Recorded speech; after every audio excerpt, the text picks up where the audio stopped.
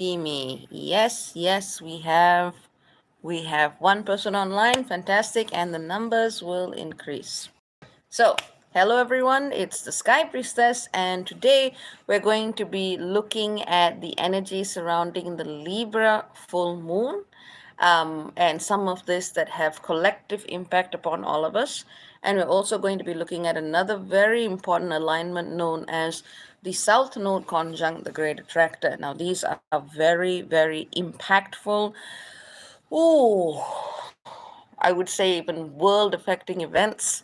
This is not by any means or any stretch of imagination a normal full moon. There's been a very powerful build up to this. There's been an energy that I've been preparing for weeks in advance, and I'll talk about just why it's so epic. It seems like it's epic all the time these days, and there's no off switch, but this one I would say is pretty epic. So, when for those of you who are in Tier 23, you got an hour-long video just talking about these and other themes in the skies, which is why to facilitate a proper energetic exchange, those who want the full details need to join the program. But what will be distilled here is, of course, is what is absolutely essential for a person seeking any kind of spiritual truth, groundedness, and clarity to find. But there is a lot more information there. Now, first of all, let's talk about the Libra full moon. Now, typically speaking, Libra full moons tend to supposedly, they're about harmony and balance and beauty and justice as well.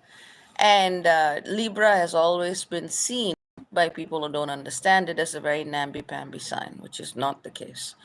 Libra's energies, I would say, of all the other signs in the zodiac, Libra is the one that actually allows a thing to be seen, allows judgment and discernment to be made. It's an energy that can actually provide space for the seeing of another without distorting itself. That's how I see Libra.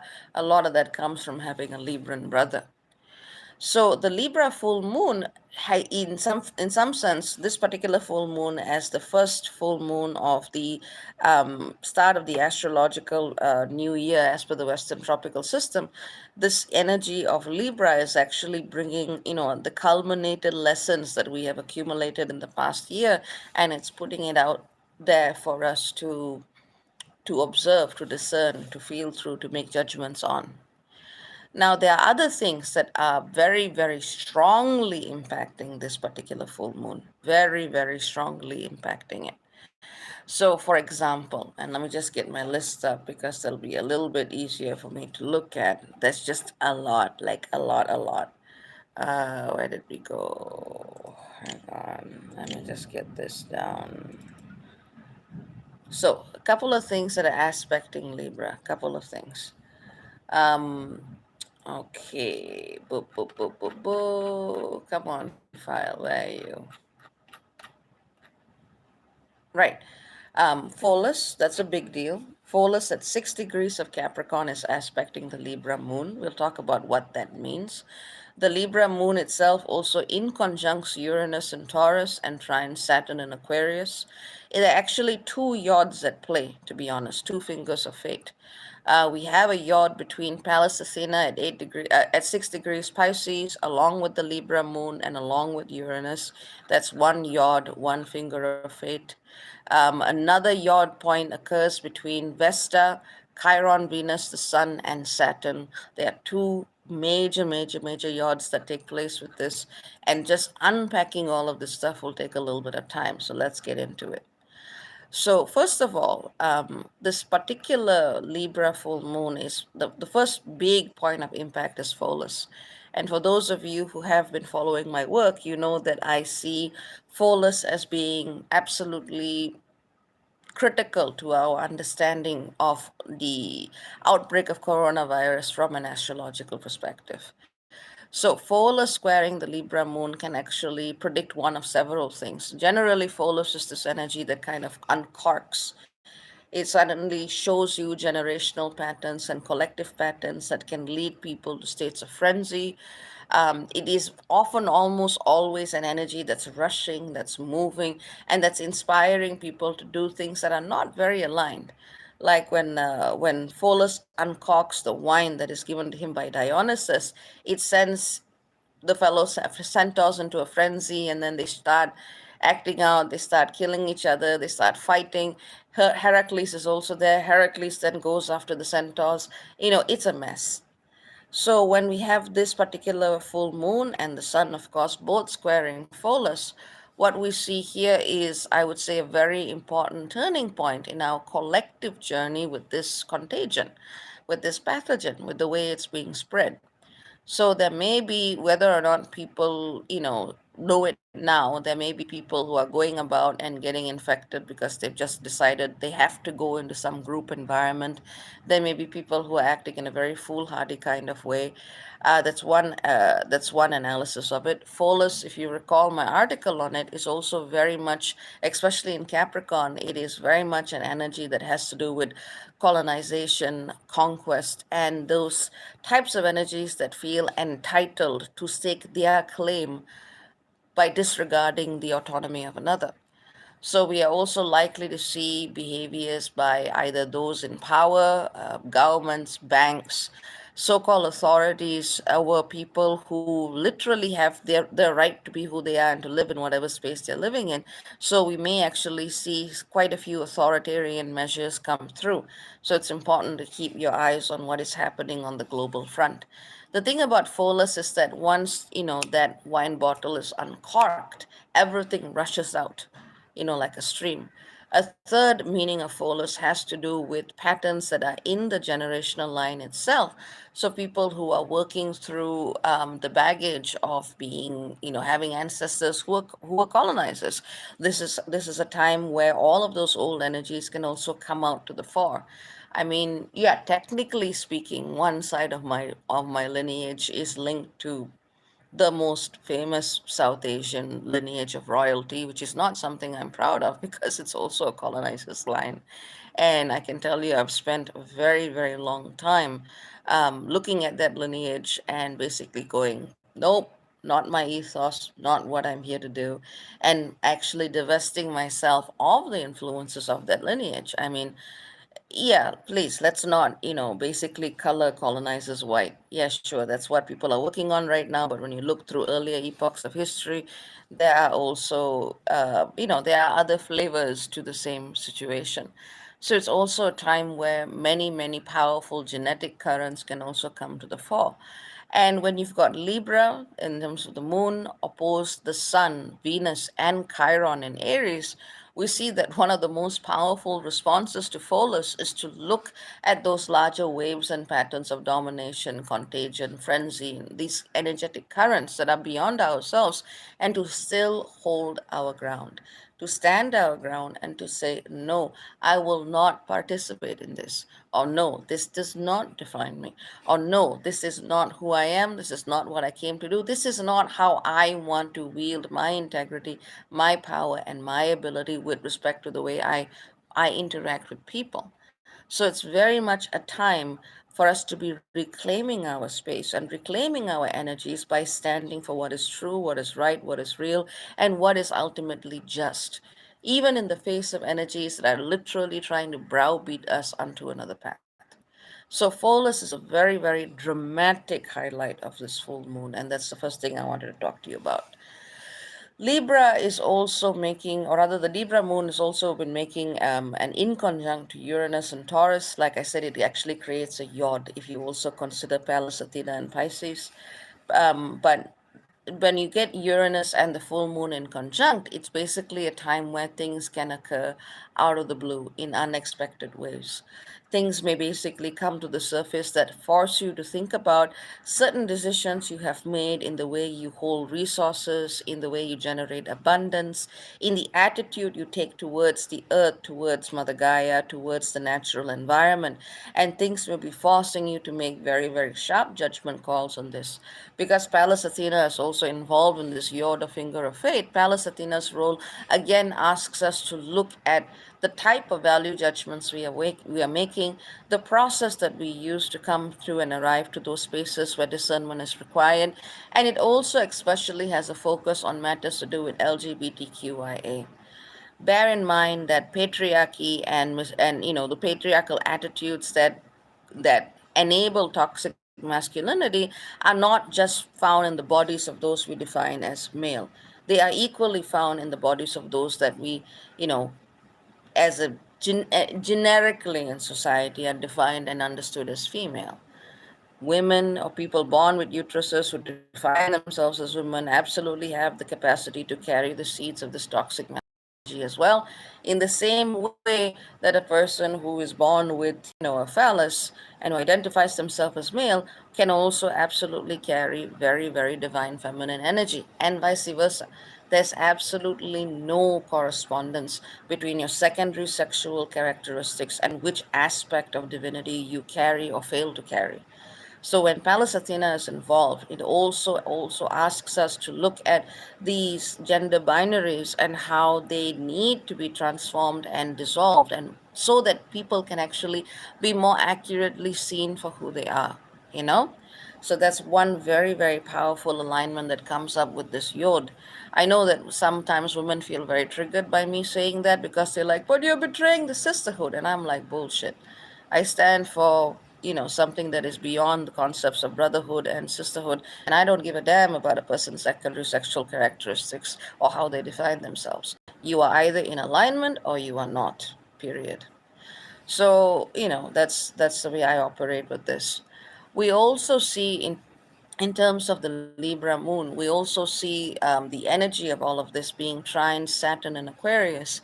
So everything that is coming up now is actually asking us to anchor these energies in a very particular way so that they actually lead to a longer term shift in consciousness.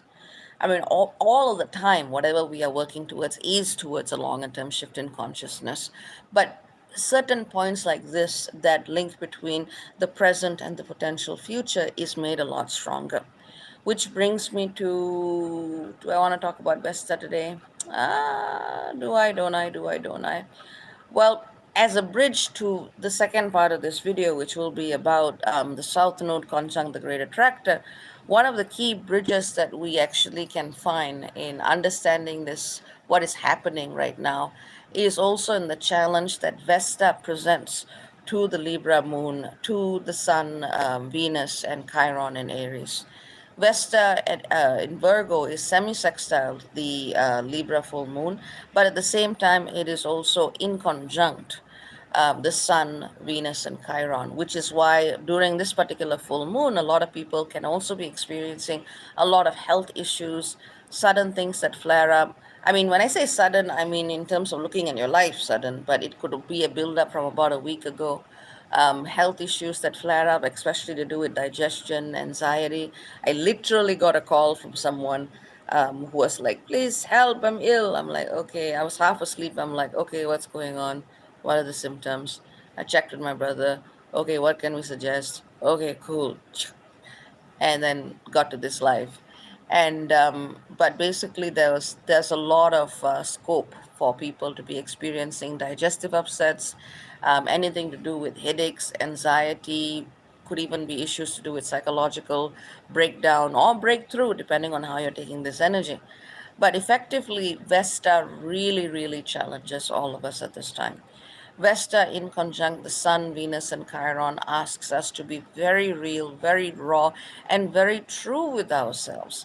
What are we allowing into our lives in the name of service? Our ideas of service outdated, or do they actually resonate with the age of the now? A lot of people hide behind service contracts. They actually allow themselves to stagnate in their spiritual process because they go, oh, but that was my contract of service 10,000 years ago. It's sacred, it's holy, I'm not going to question it. Hence, we have this evolution and creation of wounded healers that keep getting wounded, that keep getting ground up, and they wonder why. So that is also a collective energy that we are all moving away from, ideally speaking, some resisting more than others. There's an excellent book, and for those of you who've known me long enough, I always recommend it because it's that great. It's Carolyn Mrs. book, Why People Don't Heal and How They Can, in which she very eloquently addresses all of this through the concept of woundology. A lot of people begin to sanctify the wound. They begin to identify with the wound more so with more so with the wound than their actual essential self, whatever that may be.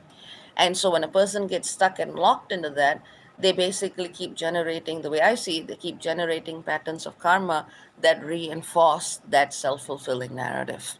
It's not a fulfilling narrative in the sense that it's nice, but people make a meaning of it and get stuck in it and wonder why.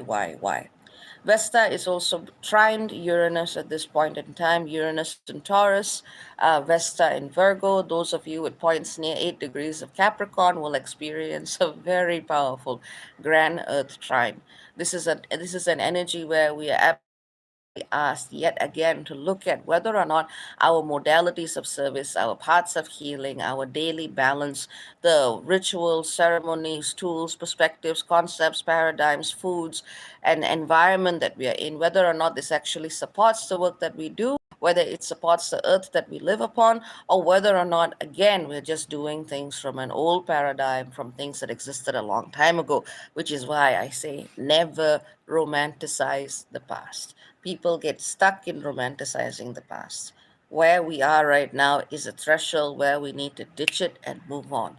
What parts of the past can actually be transformed into a way aligns with the present and the future? Sure, go ahead, work with that. But it needs to be willing to go through that evolution. There are so many cultures, so many religious systems, so many traditions, so many established schools of knowledge and religious and ritual practice that literally hold together the fabric of all that is unjust and all that is unequal in the name of service. And people are going back to that and saying, hey, this is now holy because I forgot it from 10,000 years ago.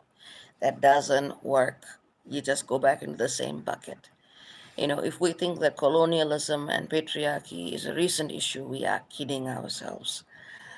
But that's a second facet and feature of stuff that's coming up right now. All of these questions, your health, your healing, your service, the way you deal with people, the way you deal with yourself, the way you honor yourself, the way you honor other people, the way you either make peace with or stand in opposition to genetic influences, collective influences, governmental influences that seek to oppress.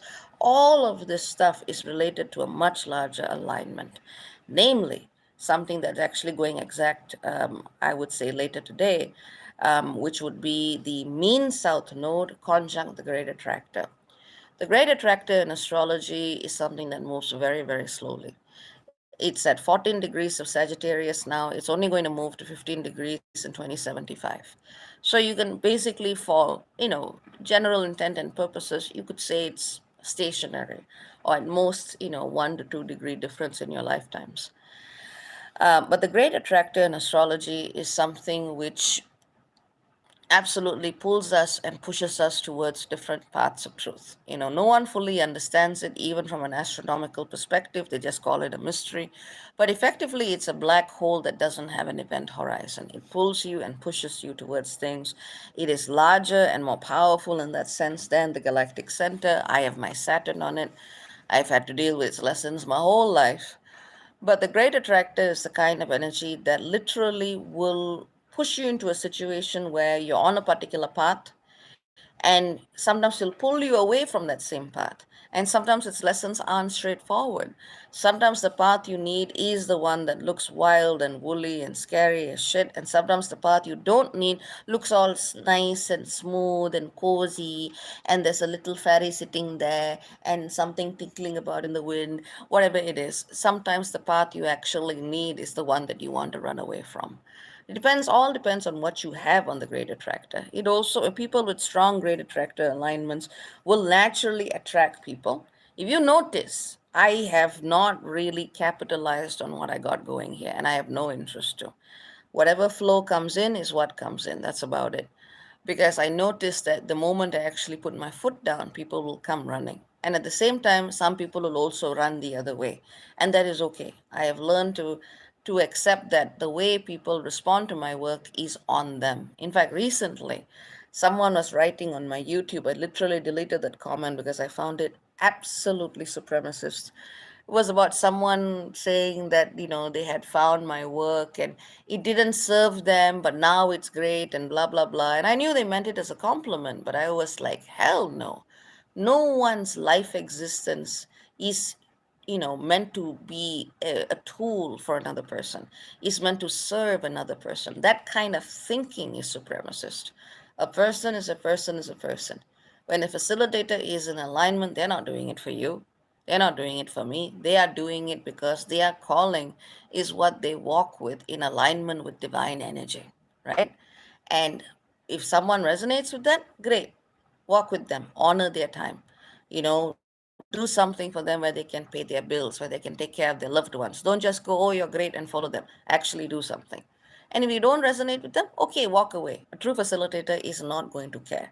I was telling my brother yesterday, he said he wished that he had like a camera at the time because I was just telling him yesterday, I said, oh my God, I can see so many indications in my life which would like to put me on this great guru path, but I was just like, I do not care. I should have done the line from Red Butler and Gone with the Wind. Frankly, my dear, I don't give a damn. But should have done that. But effectively, it's the kind of energy that, the great attractor creates that kind of energy. It keeps directing a large, it's like a large portion of it's like a ray on you that constantly pulls and pushes people towards you, and it has nothing to do with you. In fact, it has nothing to do with them personally either, but people like to personalize things and make their own narratives about it. A lot of astrology, a lot of spirituality is very, very impersonal. And people, look at it because they're trying to make a personal narrative, they're trying to emotionally relate to it, and then they muddy the waters. But some parts of it do require that emotional engagement, and other parts of it just require discernment and a point of view that allows you to see the broad strokes without going, this is about me. No, it's not. It's about something larger than you. And that's the kind of lesson that the great attractor gives all of us. When we are able to actually see that impersonal movement of truth, that's when we come close to actually working with it in a useful way. Because a lot of people with the same energy can just use it to draw people in, to try and twist them, turn them, to make them kind of drink the Kool-Aid. And that just sucks. And that's unnecessary. I mean, I've had quite a few experiences in the past week surrounding my work, worth, and value. And some of these were quite interesting. And I don't mean to share this in a bad way. But this was actually in a nice way. Someone was asking me, she said, well, I don't need guidance all the time. Can I just buy Tier 23 reports from you once in a while? I said, no, you can't, because that's an investment in my life's work. That's a process, it's an investment in a person and all that I do. Because honestly, people, what I share with you is less than 1% of what I do. Most of the time, I'm involved in some collective prayers that I can't even talk about, just because it's very esoteric and whatnot. And most of the time, my work is geared towards that collective process. That's not something you can put a dollar value on. That's not something you can sell as a service. That's just something I do with the divine and hope I get the right support for it. And that's why I created Tier 23.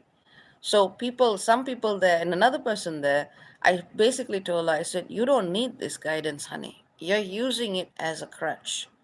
And, I want to see you cancel and I want to see you leave the program. And she goes, no, I'm not leaving the program. I'm still going to support you. I'm just not going to read the material. And that was really touching. I was like, huh, that is great. Thank you. And, that was another lesson for me. I had another lesson where a single mom, she wanted a very condensed session and I was trying to help her.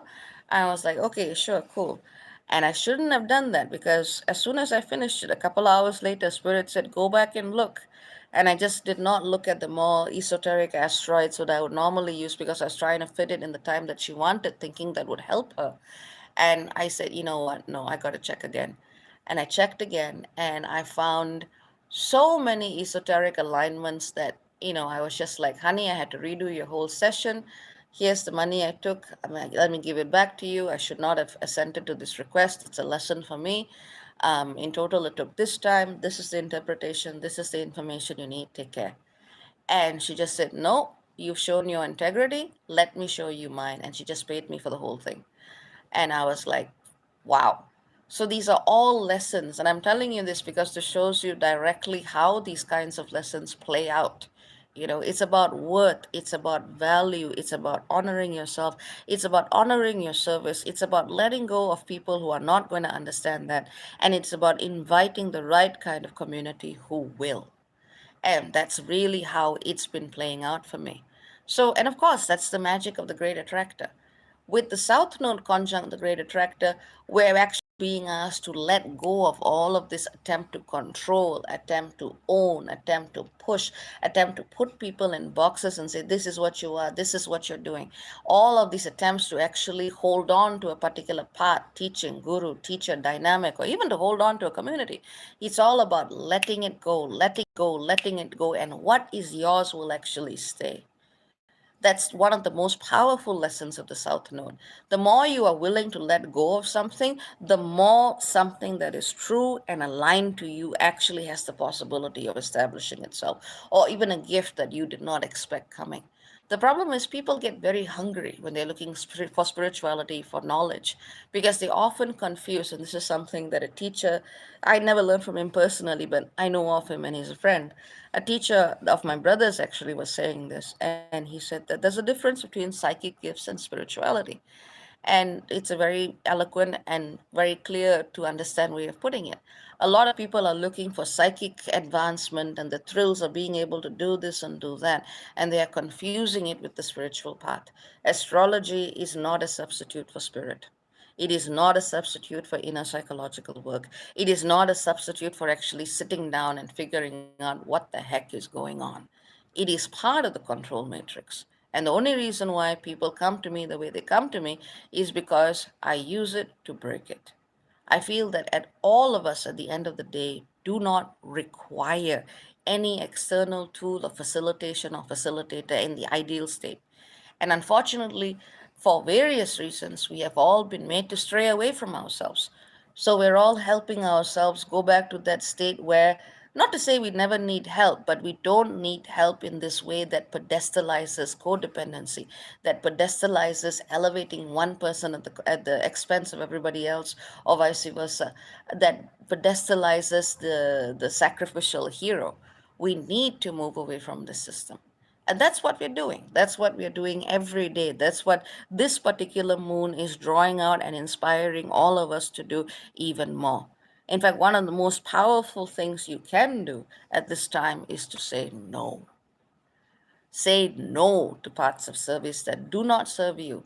Say no to things that take your energy for granted. Say no to people who refuse to value you or who simply pay lip service, you know and it's honor your facilitators, honor the people who actually do something for this planet, honor the people who go and I think of this girl on my Instagram, this teenager. She'll just go and she'll just go and pick up garbage from the beach.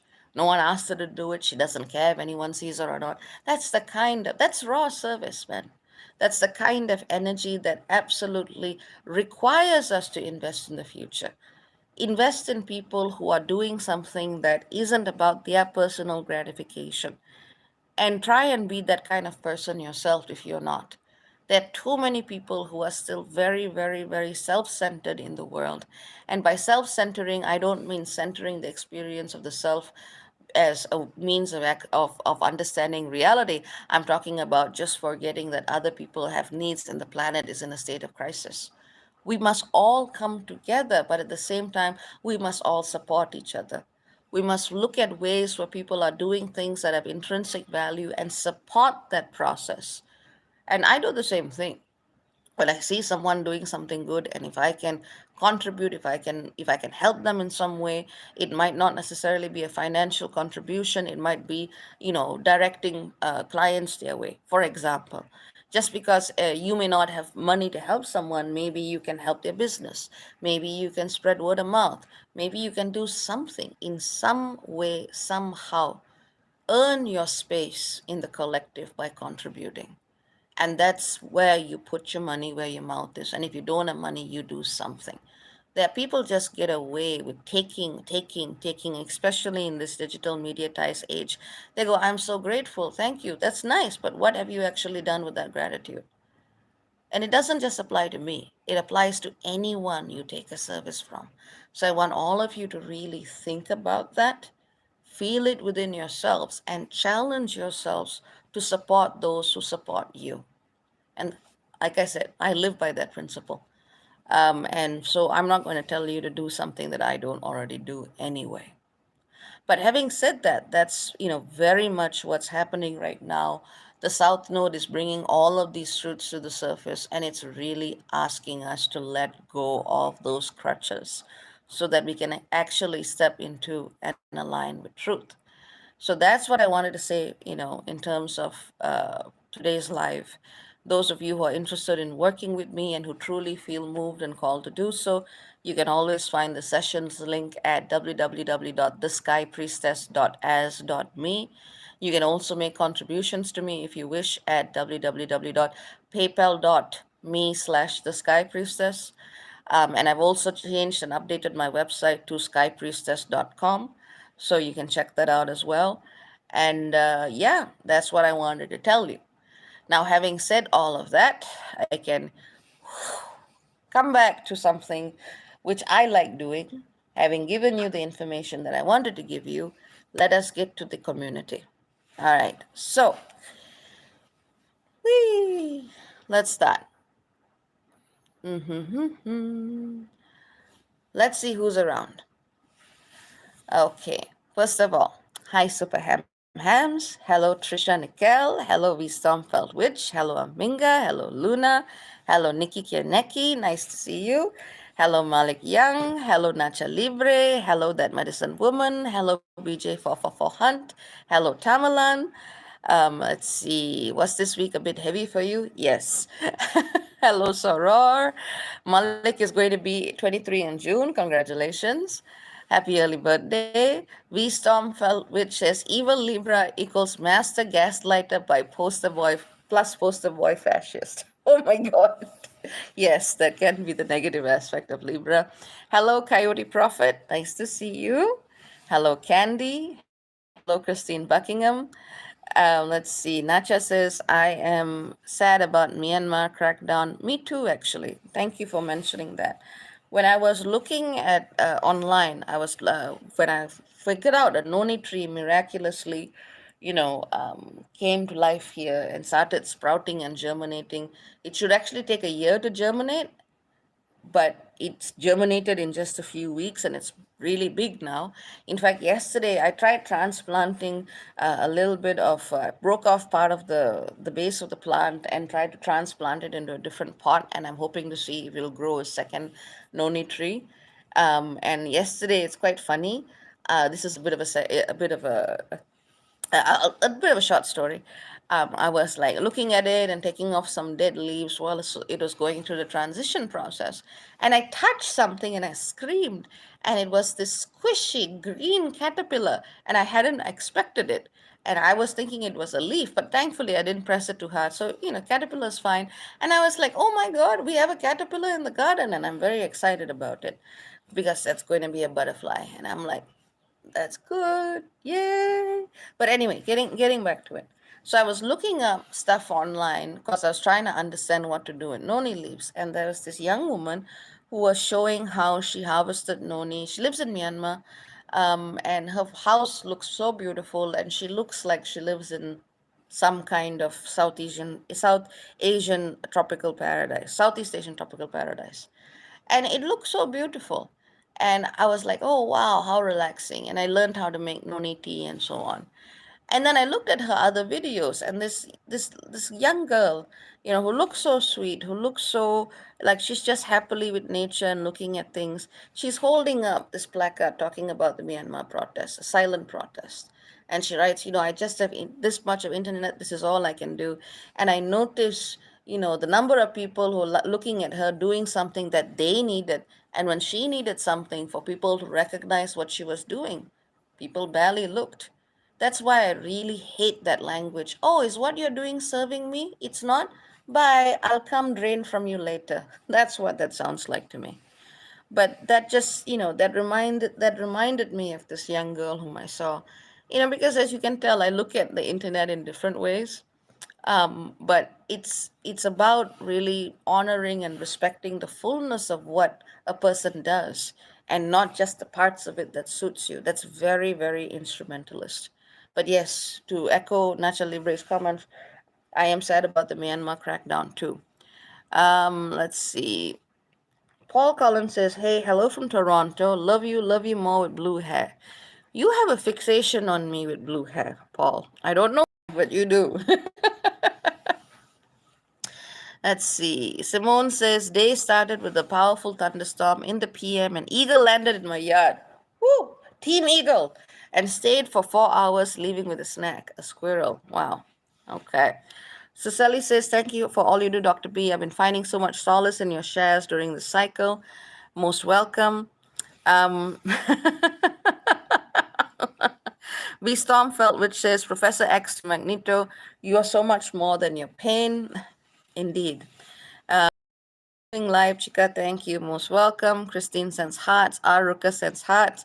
Sky Blue says, "Some people mind their relationships." They do. They do. And in fact, a lot will be revealed about relationships at this time.